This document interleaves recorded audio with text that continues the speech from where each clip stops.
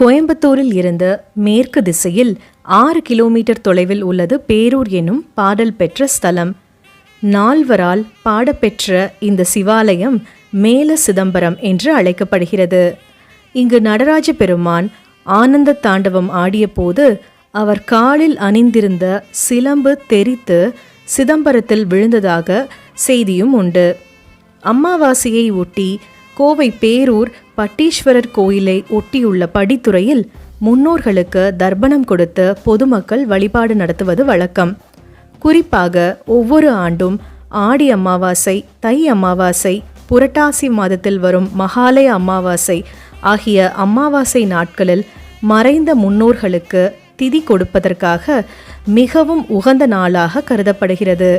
இதையொட்டி கோவையில் பிரசித்தி பெற்ற பேரூர் பட்டீஸ்வரர் கோயில் அருகே உள்ள நொய்யல் ஆற்றங்கரை படித்துறையில்